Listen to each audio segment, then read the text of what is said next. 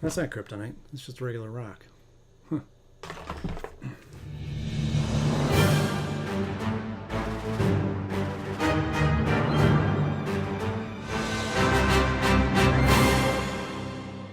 Hello, friends. Welcome back to the show. So glad to see you once again. And if you're new here, boy, if you came to the right place.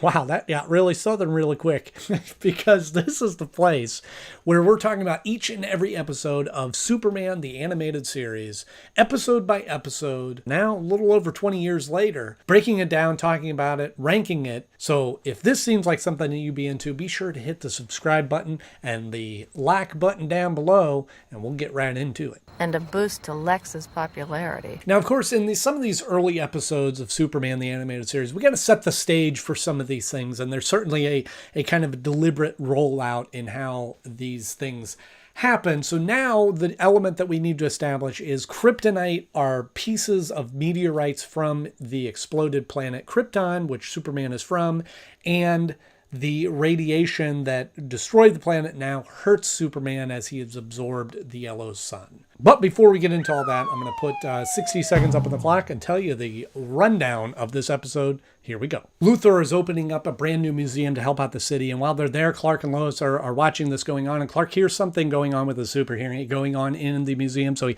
tunnels underneath through the sewers, comes up as Superman and tries to stop them. And the criminals try to hit him. And they back him up against these rocks that are on display there. And Superman all of a sudden gets really weak.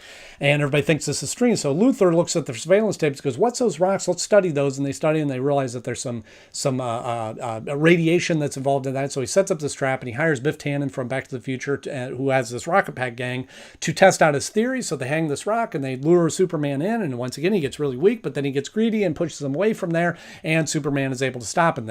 People at Star Labs are studying this, goes, "Oh, this is part of your planet that has been destroyed and it's creating this radiation. But lead can stop it." So they lure Superman and Lex in, Lois and Lex does this. And then Lois has to save Superman by covering up with this lead rock, this piece of kryptonite, and Superman gets his strength back. He fights a T-Rex and away they go. Does that count? I think it almost counts. Did you hear that? Just typical Luthor Blarney. When I started watching this episode, and although it sort of makes sense in the context of this, but I always have to ask myself, why is it that every thug that meets Superman insists on trying to hit him or shoot him? He's indestructible. Why do you waste your strength? And I can only imagine what it feels like to actually hit the Man of Steel. It can't feel good on your fists. I feel like if I was a criminal in Metropolis and Superman showed up, I'd be like, "Oh, all right, take me in. I'm not even going to try." I'd say 5 to 10, with time off for good behavior. But it sort of makes sense in this context because by doing that, their ignorance of trying to hit him does end up pushing him into the kryptonite to help discover that. Of course, it has to be Lex that discovers that. Of everybody else in Metropolis, of course, he's pretty smart, so naturally he'd be able to figure that out. But of all the people, it's got to be Lex that ends up discovering this. As he gets near the rocks in that display case, he gets all wobbly and weak. And there's part of me that wishes that they kind of, that somebody else would have figured this out. Maybe a common everyday thug, and maybe it takes Lex a little bit while to figure that out. But again, he's so smart. He's such a super genius villain, that I guess it makes sense that he would be the one to look at the surveillance and go, "Wait a minute, what's those rocks back there? This could be something very good." And every one of those rocks belongs to me. And I love that when he figures out that this hurts Superman, that he goes to this other criminal in Metropolis who is retired from doing criminal things because Superman has showed up.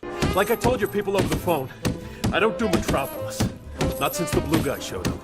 Rightfully so. That's what I'm talking about. But it is Tom Wilson, Biff Tannen from Back to the Future. What are you looking at, butthead? Who we did hear in Batman, the animated series. He spoke for Tony Zuko in Robin's Reckoning. He don't let up. He's a dark angel of death, man, and he wants me. What a great character. And what a great voice. I just love hearing his voice come out of these characters. It is so much fun. And so I was excited about this character. And then to see him show up in a Rocket Pack gang. Now, I'd like you all to drop your weapons and kick them over here. I mean, it just kept getting better and better. So What a cool villain. And of course, as people typically do, villains that aren't too bright start getting a little carried away, and then that ends up being his undoing. Hey, I guess all that time in the gym is paying off. Jab, jab, cross, uppercut. What are you doing? And not to mention, when they're flying around, that whole battle up in the air with the rocket packs, I don't know if they come back in the series, but I really hope they do, because what a cool gang. But the music that's playing in the background, that jazzy kind of music, is just so much fun to watch. And that scene in itself was by far my favorite scene in this whole episode.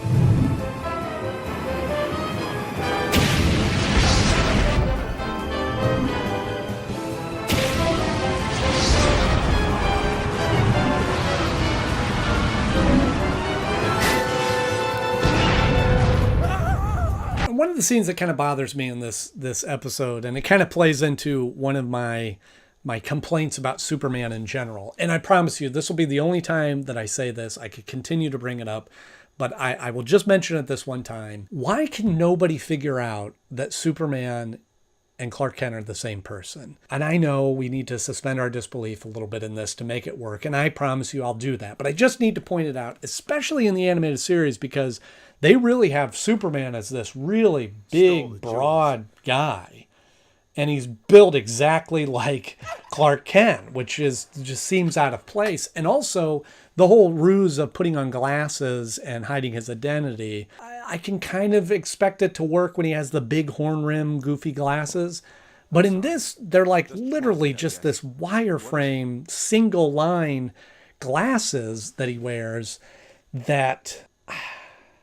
I mean, that's tough to get around. But particularly in this scene where they're sitting in the cafe and Lois pulls out this rock and is using this, and Clark Kent gets wobbly and they're going, boy, this is strange that it hurts Superman. Are you feeling okay, Clark? Lex Lab's got a hold of some kind of meteor that seems to have the ability to drain Superman's powers.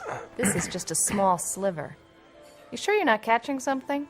Like, come on. At what point do you put the pieces together? You gotta take care of yourself, Smallville. Like I said, that's it. That's the only time I'll mention this, unless there's a glaring other scene that comes up like this. But you kind of have to just ignore that to really enjoy Superman and the alter ego kind of thing of Superman, Clark Kent, and all that sort of thing. Say, you don't look so hot. I'm fine. The other thing that kind of bothers me in this is that, again, we just have to take some leaps and bounds so that the story isn't held back. In working with Star Labs in this, they certainly are able to know a lot about Krypton. More than likely it is Krypton, or rather a small piece of it. Kryptonite, if you will. Just by studying these rocks, they're able to piece together all this information of how Krypton exploded and the radiation and how it affects Superman, and he's from there. And the green radiation could have been created by the energy released in the cataclysmic explosion which destroyed your planet. All this information, and so they really, I mean, somebody's got to figure it out, I guess. The fact that your body chemistry absorbs the radiation so readily leads me to believe you share with it a point of origin. Yeah, not much of a mystery there. It just they do some tests on it somehow and figure out all these things to do with it. There is one bit of potentially helpful data. Its radiation can be shielded by element atomic number 82. But I do like that they do a little callback at the end. Lois was shooting hoops with the paper in the office at the Daily Planet. Does Perry know you're playing basketball on his time? And now they do kind of a callback to that she can now shoot hoops well. She aims. She shoots.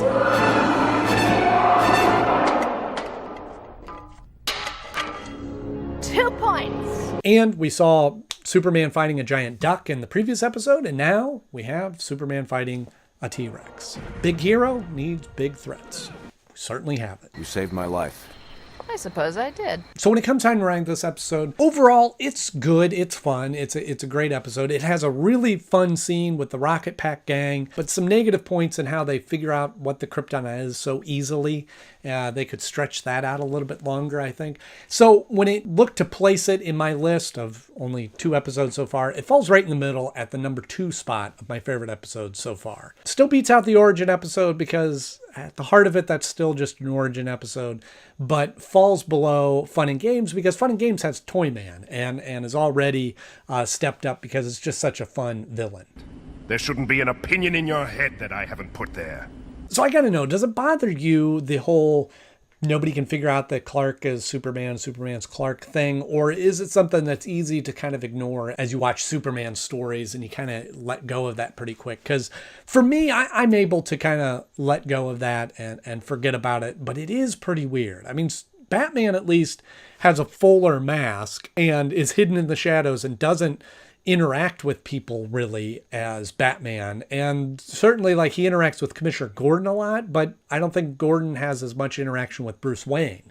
And so it kind of works for me in that sense. But I don't know, the story, the whole idea of the secret identity has always been a bit challenging. But let me know what your thoughts are in the comment section below. If you enjoyed this episode, then by all means hit the subscribe button, because we have plenty of episodes coming out every Tuesday and Thursday. And up next we have Feeding Time, so you're not going to want to miss that. As always, thank you so much for watching. I'm Andy Knode. I'll see you soon.